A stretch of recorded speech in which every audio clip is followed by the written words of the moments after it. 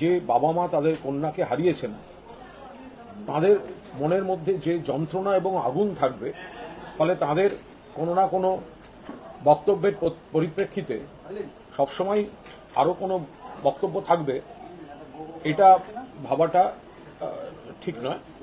আমি শুধু এটুকু বলি যে দুরকম ভিডিও আছে। একটিতে কোনো একটা টাকার বিষয় আছে, আরেকটি ভিডিওয়ে টাকার বিষয়টি উড়িয়ে দেওয়া হয়েছে। এখন এই টাকার বিষয়টিকে যখন আছে তখন এটা নিশ্চিতভাবে অত্যন্ত গুরুতর একটি অভিযোগ। এই টাকার বিষয়টা তো একটা গুরুতর অভিযোগ। আবার টাকার বিষয় নেই এমন ভিডিও সামনে এসে গিয়েছে। আমার বক্তব্য এই জায়গাটাতেই যে এই টাকার ভিডিও নাকি টাকার ব্যাপারটা নয় এই ভিডিও,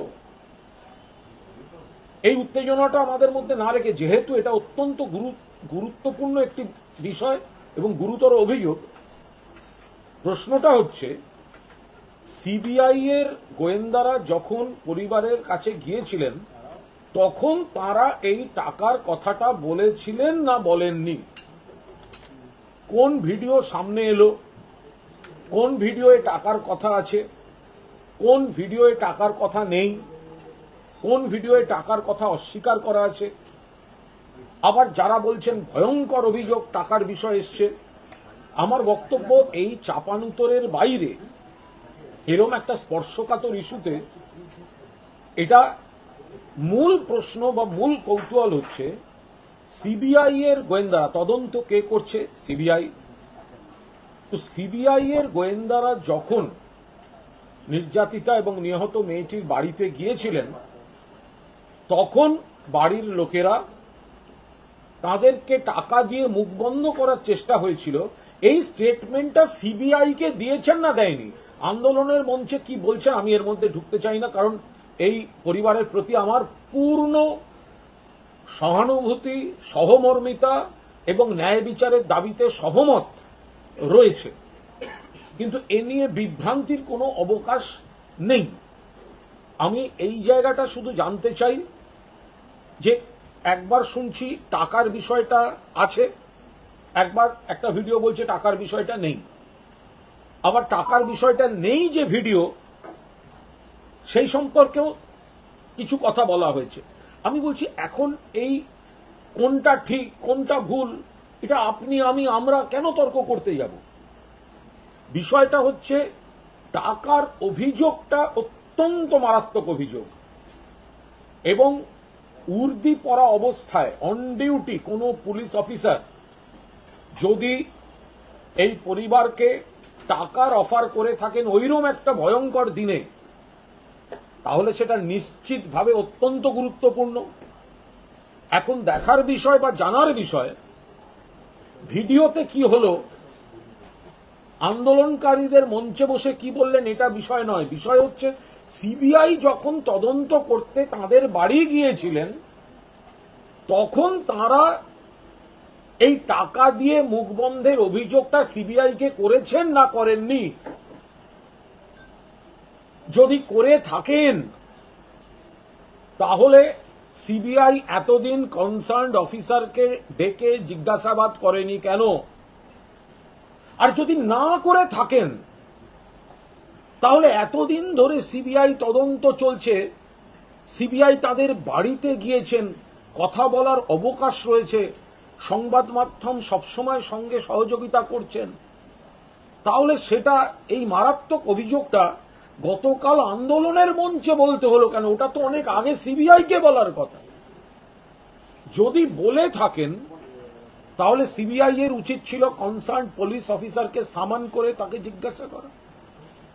আর যদি না বলে থাকেন তাহলে এত বড় একটা ঘটনা, টাকা দিয়ে মুখ বন্ধের চেষ্টা, যেটা কার্যত লার্জার কনস্পিরেসিতে সঙ্গে লার্জার কনস্পিরেসির মধ্যে থাকার ইঙ্গিতপূর্ণ একটা কথা, টাকা দিয়ে মুখ বন্ধের চেষ্টা, তো তাহলে সেটা সিবিআই কে বলা হয়েছিল? না বলা হয়ে থাকলে এত বড় একটা অভিযোগ 23 দিন হয়ে গেছে, 24 দিন হয়ে গেছে সিবিআই তদন্ত করছে। যদি আমি বুঝতে পারি অমুক লোক আমার মুখ বন্ধ করার চেষ্টা করেছে, আমাকে টাকা দেওয়ার চেষ্টা করেছে, আমি তো সবার আগে সেটা সিবিআই কে বলে দেব। কারণ তদন্ত এখন তো আর কলকাতা পুলিশের হাতে নেই, কোনো চাপ, কোনো ভয়ের ব্যাপার নেই, এখন তো সিবিআই এর হাতে।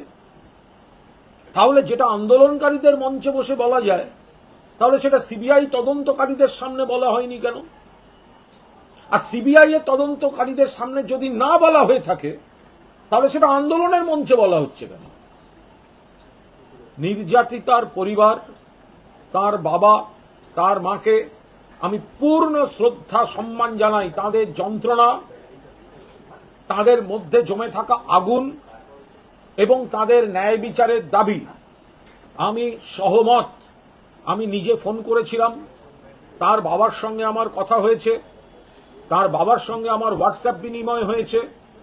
আমি তাদের কাছে অঙ্গীকারবদ্ধ যে এই ন্যায় বিচারের লড়াইতে, ন্যায় বিচারের দাবিতে তাদের সঙ্গে, বাকি নাগরিকদের সঙ্গে আমিও একজন নাগরিক হিসাবে থাকব।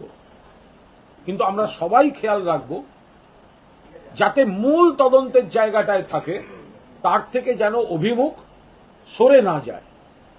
আর এই টাকা দেওয়ার অভিযোগটা মূল তদন্তের পক্ষে অত্যন্ত গুরুত্বপূর্ণ একটা বিষয়। কারণ তার সঙ্গে লার্জার কনস্পিরেসিতে কে কে থাকতে পারেন সেটা এই ঘটনা থেকে প্রতিফলিত হতে পারে। তাই আমার একটা বক্তব্য রইল যে কোন ভিডিও ঠিক, কোনটা কখন হয়েছে, টাকা দেয়া নাকি টাকা না দেয়া, এই বিতর্কের থেকেও বড় প্রশ্ন, আসল প্রশ্ন, সিবিআই তদন্তকারীরা যখন পরিবারের সঙ্গে মিট করেছেন, তখন তারা তাদের মুখ বন্ধ করার জন্য অন ডিউটি পুলিশ অফিসার তাদের টাকা অফার করেছেন, এইটা তারা সিবিআই কে বলেছেন না বলেননি। আমার মনে হয় ভিডিও নিয়ে মিডিয়ায় বা রাজনৈতিক দলগুলির চর্চা, চাঞ্চল্য, উত্তেজনা, ভয়ঙ্কর অভিযোগ, পাশাপাশি এই প্রশ্নটা থাকুক, এটা যদি ভয়ঙ্কর অভিযোগ একমত, চাঞ্চল্যকর অভিযোগ একমত, এর মধ্যে ষড়যন্ত্রের গন্ধ লুকিয়ে থাকতে পারে একমত। শুধু প্রশ্ন, এটা সিবিআই তদন্তকারীদের পরিবারের তরফ থেকে তাদের যে স্টেটমেন্ট, তাদের যে বয়ান, তারা জানিয়েছিলেন না জানাননি।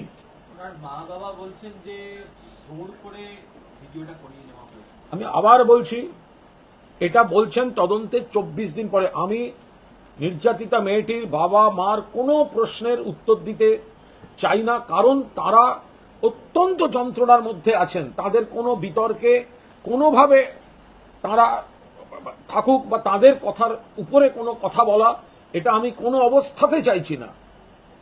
কিন্তু যদি তাদের দিয়ে কেউ কোনো ভিডিও করিয়ে থাকে, তারা বা তার বাড়ির লোকেরা, সেটা এতদিন মিডিয়ার সামনে বলতে পারলেন না। তারা তো জানতেন, যদি এটা আগে হয়ে থাকে তাহলে তো তাদের জানার কথা যে এরকম একটা রেকর্ডিং আছে।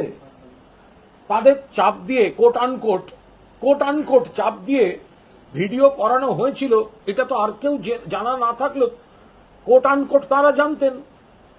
তাহলে সেটা এতদিন তারা বলেননি কেন? সিবিআই এর হাতে তদন্ত গেছে, সিবিআই তাদের বাড়িতে তদন্তে গিয়েছেন।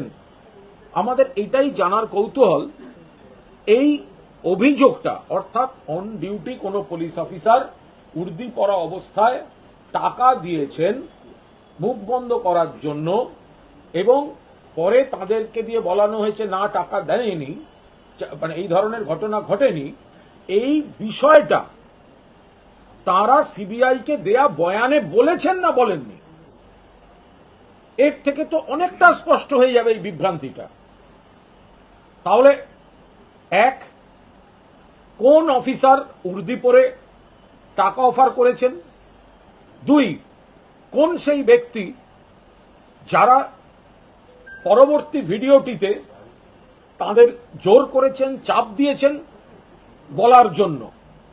এই বিষয়টা যদি, এটা গুরুতর অভিযোগ, এটার সঙ্গে লার্জার কনস্পিরেসির অ্যাঙ্গেলটা জড়িত আছে। তাই যদি হয় তাহলে সিবিআই যখন তদন্ত করতে গেছে তখন এই অফিসার বা পরে ভিডিওর জন্য যে চাপ দেয়া, এই প্রসঙ্গটা পরিবারের তরফ থেকে সিবিআইকে বলা হয়েছে নাকি হয়নি? ভিডিও কখন কি বলা হয়েছে, জোর করে নাকি জোর করে নয়, কোনটা ঠিক, এই তরজাটা ইনসিগনিফিক্যান্ট। আসল পয়েন্ট এই গোটা ঘটনাটা পরিবারের স্টেটমেন্টে সিবিআই এর কাছে বলা হয়েছে না হয়নি।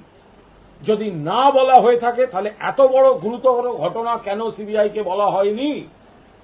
আর যদি বলা হয়ে থাকে তাহলে এটা শোনার পর সিবিআই কেন কনসার্ন ব্যক্তিদের বিরুদ্ধে ব্যবস্থা নেয়নি?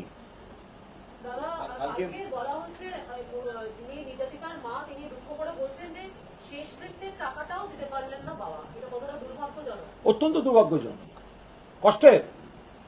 ওর বাবা বা মার সঙ্গে কথা বললে আমাদের মানে চোখের জল ধরে রাখা মুশকিল হয়ে যাচ্ছে। আমি সামান্য কিছুক্ষণ কথা বলেছি, বাকি তো টিভিতেই দেখি। বাবার সঙ্গে আমি কিছুক্ষণ কথা বলেছি। আমি তাদের যন্ত্রণা, তাদের মধ্যে বুকের মধ্যে যে যন্ত্রণা, যে কান্না, যে আগুন, যে প্রতিবাদ, যে ন্যায় বিচারের দাবি আছে তার সঙ্গে আমি 100% একমত। এবং আমি তার কাছে, বাবার কাছে আমি একেবারে অঙ্গীকারবদ্ধ যে এই তদন্তের মূল ফোকাসের জন্য যা যা বলা দরকার, যে প্রচার করা দরকার, আমি নিশ্চিতভাবে তাদের সঙ্গে একজন সহ নাগরিক হিসাবে, আরো যেমন সবাই আছেন, নিশ্চিতভাবে আমিও একজন সাধারণ নাগরিক হিসেবে আমি এবং আমার সহকর্মীরা থাকব। ফলে তাদের মধ্যে যে যন্ত্রণা, তাদের সংলাপগুলি, তাদের আবেগ বুক কাঁপিয়ে দিচ্ছে, তাদের এই লড়াইতে আমরা সঙ্গে আছি।